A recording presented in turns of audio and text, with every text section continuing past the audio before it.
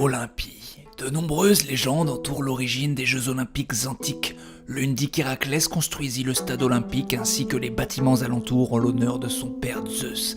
Et je m'auto-fais chier là. C'est chiant. Bon alors on va la faire courte, c'est les JO. Si t'aimes le sport t'es content, si t'aimes pas ça, ça va te faire chier. Mais même si t'aimes pas le sport, tu vas kiffer ce top parce qu'il parle des anecdotes les plus marrantes qui se sont passées pendant les Jeux Olympiques. Et vu que ça fait une paye que ce machin a commencé, eh ben il y a du lourd. Allez c'est parti. Numéro 5, l'hymne luxembourgeois. Le Luxembourg c'est un tout petit pays, alors forcément on s'attend pas à ce qu'il remporte des trucs. C'est pour ça que quand Josie Bartel, super nom, a remporté le 1500 mètres lors des Jeux Olympiques de 52, l'orchestre ne savait même pas jouer l'hymne du Luxembourg. Et comme ils pouvaient pas trop regarder leur partage sur leur smartphone parce qu'en 52 ils en avaient pas, ces bolos, ils ont improvisé un truc genre... tellement dégueu que ça a fait chialer ce pauvre Bartel. Numéro 4, le cubain pas content.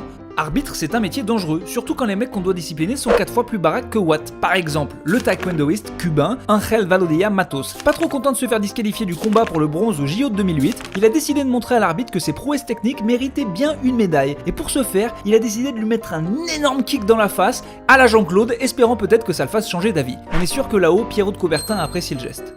Numéro 3, tout le monde abandonne. Les marathons, c'est dur, mais parfois c'est pire, c'est l'hécatombe. Exemple pendant les JO de Londres en 1908 qui ont vu le Canadien Tom Longbot faire un petit malaise au bout de 30 bornes alors qu'il menait la course. Il s'est donc fait dépasser par l'Australien Charles Efferon qui a fait la boulette d'accepter un petit verre de champagne alors qu'il était tout proche de l'arrivée. Évidemment, l'effort plus le champagne, il a gerbé et il a abandonné. Donc le premier maintenant c'était un Italien, Dorendo Pietri, qui était tellement crevé qu'il s'est évanoui 5 fois dans les 200 derniers mètres. Et donc c'est un Américain, John Hayes, qui était pas terrible, mais vu que c'était un des derniers survivants, il a fini par gagner la course.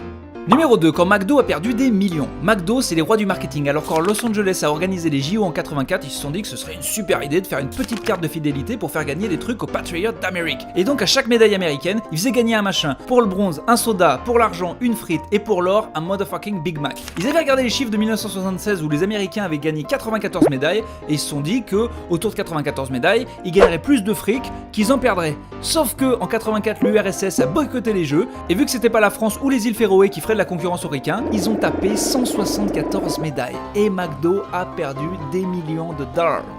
Millions of dollars.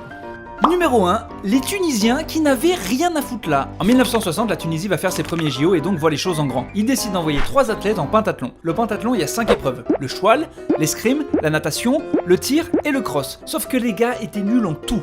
Ils sont tombés de leurs chevaux, il y en a un qui a failli se noyer pendant la natation, on a dû les virer des épreuves de tir parce qu'ils ont failli tuer un des membres du jury, mais le mieux, c'est que sur les 3, il y en avait quand même un qui savait faire de l'escrime, donc ils l'ont envoyé à chaque coup sans qu'il enlève son masque, sauf qu'ils se sont fait gauler et ils se sont fait éliminer. Bon, ils ont assuré en course, ça les a pas empêchés de finir dernier, mais bon maintenant, la Tunisie, ils sont bons en cross, ils ont compris ça, marathon, c'est faire. Voilà, on espère que tu t'es bien fendu la poire avec ces anecdotes, on n'a plus qu'à souhaiter énormément de médailles à la France. Allez Teddy! Oui Teddy! Et une bonne fin d'été à tous. Bon c'est JO, tout le monde fait du sport, donc il n'y a pas de raison. Moi, tant que vous abonnez pas, je fais des pompes. Je peux faire ça des heures, donc j'en ai rien à foutre. Ça va. Salut, abonnez-vous. Faites pas chier. Abonnez-vous. S'il vous plaît. Je peux faire des heures encore. Vas-y, abonne-toi, stop.